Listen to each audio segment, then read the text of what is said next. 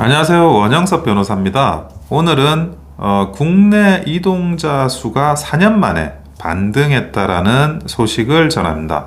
지난해 국내 인구 이동자 수가 628만 명으로 4년 만에 반등을 했습니다. 인구 감소나 고령화 탓에 실제로 그 이동자가 감소하는 추세인데 작년 같은 경우에는 주택 매매가 굉장히 활성화가 됐었습니다. 그러다 보니까 그 인구의 이동이 다시 한번 반등을 한 건데요. 무려 4년 만에 반등을 했습니다. 디테일하게 살펴보면 인천, 세종, 충남, 경기 지역이 유입자가 많았고 순유입자, 그리고 광주광역시나 제주, 서울 이런 지역에서는 순유출이 발생을 했습니다. 광주나 제주 같은 경우에는 이제 아무래도 산업이 조금 없다 보니까 이촌양도화되는 경향이 있고, 거기에서 이제 그 전출이 발생하는 거는 어느 정도 이제 예측되는 부분도 사실은 있는 상황이고요. 하지만 서울에서 유출돼서 인천, 세종, 충남, 경기 쪽으로 빠지고 충북까지 해서 빠지고 있다라는 거는, 이거는 굉장히 눈여겨볼 현상입니다. 서울 같은 경우에는 이제 뭐 집값이 아무래도 비싸기도 하고, 그리고 이제는 그 대단지로 아파트 단지를 개발할 그런 지역이 서울에서는 잘 없어요. 재건축 재개발이 아니면.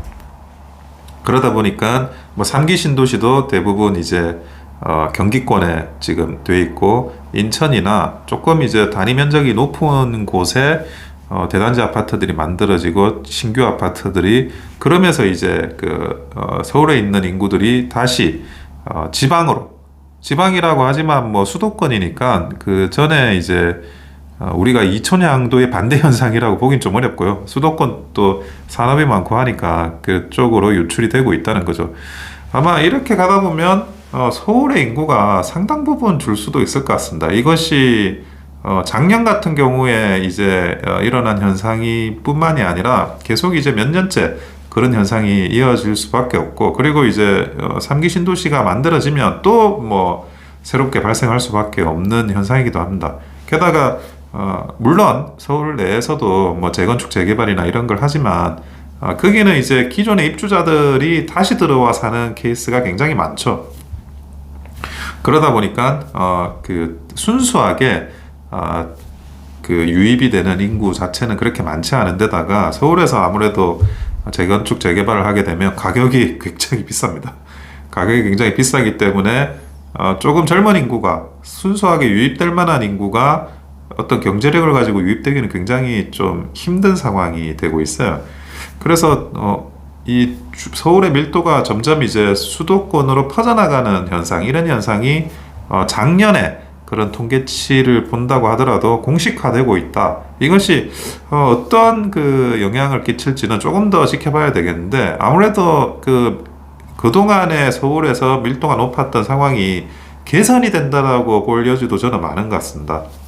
저도 사실은 뭐 서울 구도심에 살고 있는데, 그런데 한 번씩 이제 수도권으로 새로 개발되는 지역으로 가보면 정말 우리나라 도시가 정말 발전하고 있구나 하는 그런 생각이 들 정도로 최신의 모습을 띠고 있고, 그리고 도시계획이란 것도 점점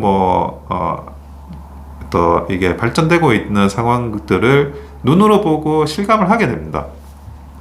거주 여건도 더 좋아지는 게 맞고요.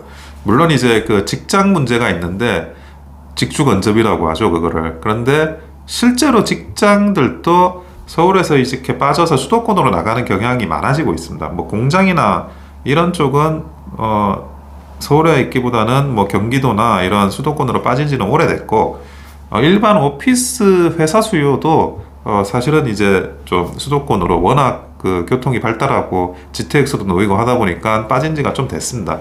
그래서 어느 정도 긍정적으로 저는 이 상황을 바라보고는 있습니다.